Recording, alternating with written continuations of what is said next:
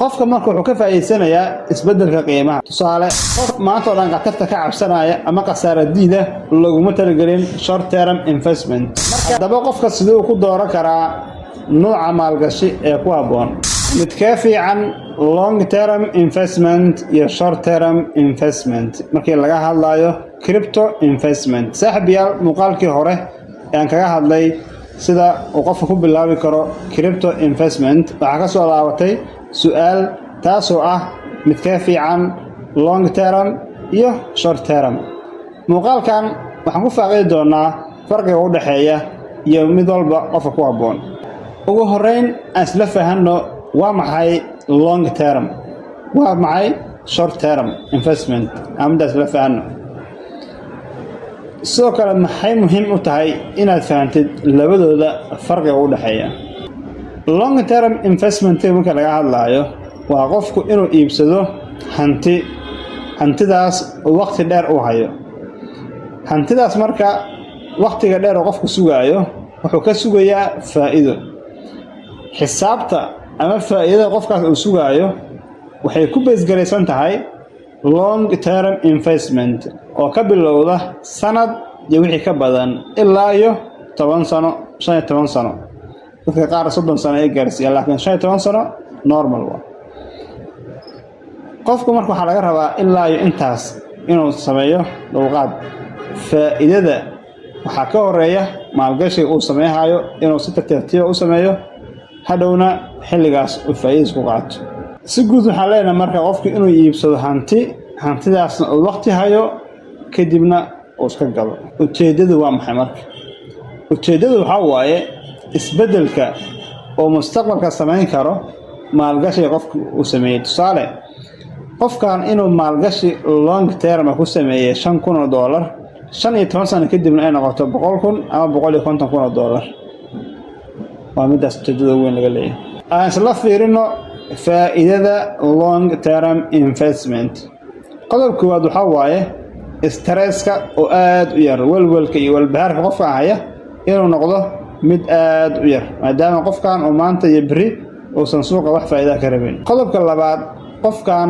uma baahna inuu maalin walba sameeyo trading qofka maalin walba inuu lacag sameeyo suuqa u galaya iyo qofka 15 sano kadib lacag sugaya farqi weyn ayaa u dhaxeeya qodobka saddexaad waa fee aad u yar qofkan markii uu hal mar wax gadanayo qarash yar ayaa ka baxaya laakiin qofka short term-ka ah ee maanta soo ku soo laabanaya qarash badan ayaa uga baxaya dhinaca fee-ga ama commission-ka maalgashi ku bilaabo 15 sano 20 sano kadibna lacag badan uu la baxo oo lacagtiisu inay si tartiib u korto ee loo yaqaan compound growth haddaba su'aashu waxa waaye yuu ku habboon yahay nidaamka long term investment wuxuu ku habboon yahay dadka mashquulka badan ee aan waqti badan suuqa u haynin markaana isla fiirino caqabadaha qabsan kara qofka long term investment qodobka koowaad waqtiga oo aad u dheer waqtiga la sugayo faa'iidada waa mid aad u dheer waxa laga yaabaa qofka inuu dulqaad u waayo ama u yeelan waayo qofka inuu sugo waqti dheer 10 sano 15 sano 20 sano inuu sugo maaragtay maalgashiga uu sameeyo qodobka labaad hoos u dhaca oo suuqa sameyn karo waxa laga yaabaa inuu suuqu sameeyo hoos u dhac ballaaran qofkaasna uusan ka bixi karin suuqii ama uusan yareyn karin khasaarihiisa si guud waxa laga yaabaa qofka inuu waqti dheer haddana ku soo qaato inuu soo kabto caqabada labaad oo uu leeyahay long term waa midaas caqabada saddexaad waxa waaye qofka in laga rabo dulqaad aad iyo aad u badan qofka haddii uusan la imaanin dulqaad badan waxa adkaa doonta inuu faa'iido kala soo laabto long term investment haddaba dadkee ku habboon yahay long term investment qodobka koowaad waxa waaye dadka shaqeeya ee aan waqtiga badan u haynin suuqa aad ayuu u habboon yahay qodobka labaad wuxuu ku habboon yahay ardayda tusaale haddii ardayga u dhigto dugsiga sare ama jaamacadii oo kale ay soo gasho $20 wuxuu ku sameyn karaa maalgashi bishii oo dhan $20 ayuu u yareynaa suuqa 20 sano 30 sano kadib ayuu profitkiisa qaadanaya qodobka saddexaad dadka aan waqti badan suuqa u haynin qofka suuqa aan soo fariisan karin aan la isgalay karin la socon karin asagana aad iyo aad ugu habboon yahay markaana isla fiirino short term investment waa maxay short term investment? short term ka laga hadlayo isaga waxaan kala qaadaynaa labo. short term ka qofka markuu investment uu sameynayo wuxuu sameyn karaa oo kale short term sanad ilaa iyo sanad iyo bar oo kale ayuu sameyn karaa. sidoo kale wuxuu sameyn karaa short term trading ayuu sameyn karaa inuu si maalinlaha suuqa faa'iido uga qaato iyo inuu bil ilaa iyo sanad iyo bar ama ilaa iyo sanad wixiisa ku qaato, labadaba waa sameyn karaa. marka si guud short term ka waxaa leenahay waa qofka inuu sameeyo faa'iido degdeg ah waqti kooban. tusaale qofka inuu si maalinlaha u sameeyo, inuu sanadla u sameeyo, inuu bilo u sameeyo, waxaas oo dhan waa short term investment waay.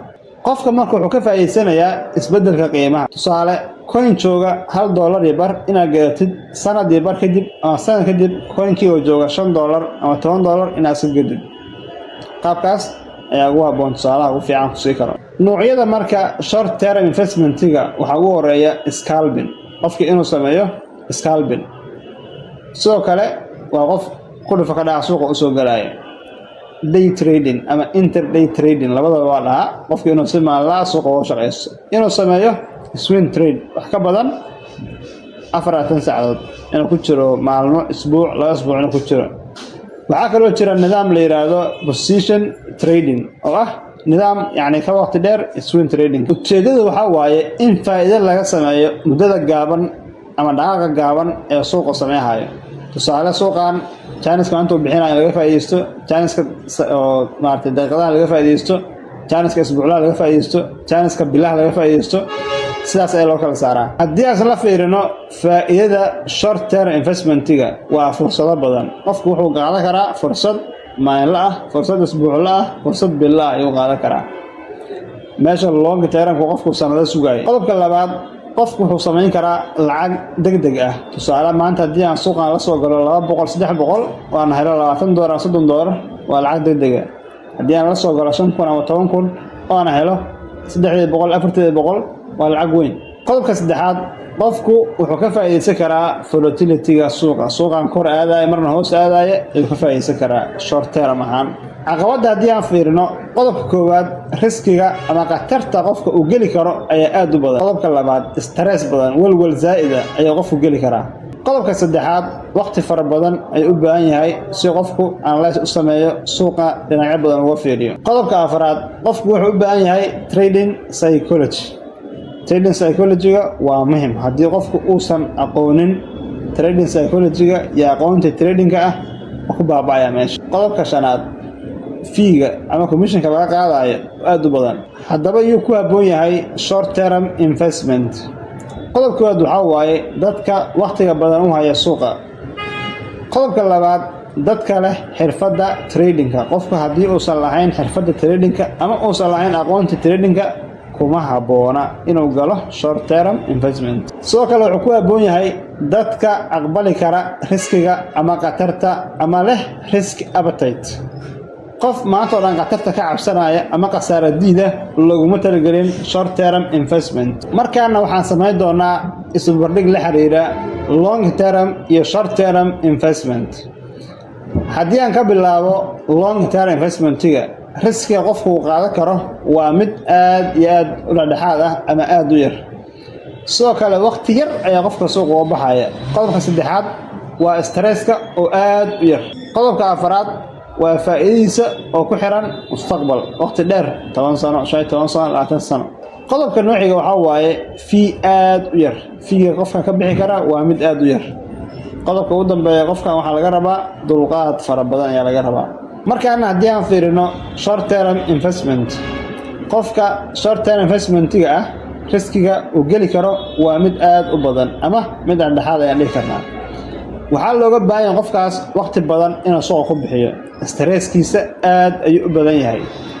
faa'iidadiisu waa mid degdeg ah oo maalinle, isbuucle ama daqiiqadaba ku heli karo. waxaa ka baxaya fee aad u badan.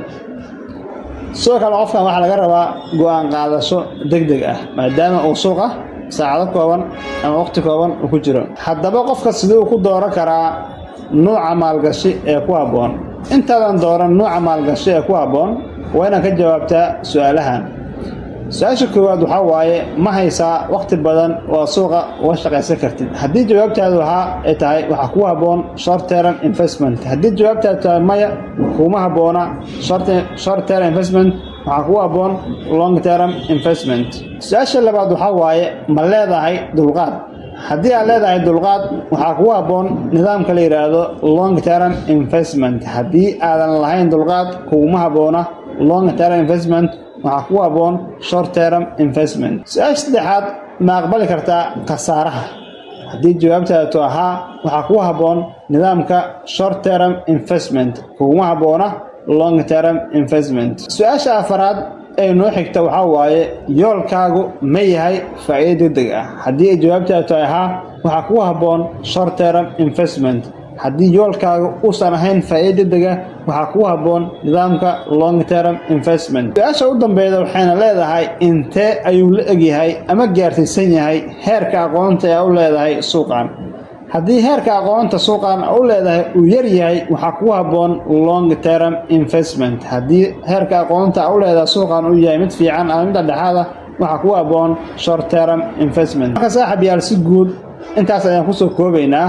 talada u dambeysa ee aan ku siinayo waxaa waaye haddii aad tahay long term investment iyo haddii aad tahay short term investment, waa inaad samaysaa baaritaan ku gaar ah ee aadan raacin dadka ka hadlaya barnaamijyadan. tusaale, aniga hadda waxaan ku siiyey hagitaan, kuma siinin talo dhaqaale ama talo maalgashi. gabagabadii saaxiibayaal, waxaan soo gaarnay qaybihii u dambeeyey muuqaalka. aad mahadsantahay haddii halkaan nala soo gaartay. muuqaalka like saar, saaxiibada la wadaag, youtube-kana subscribe saar.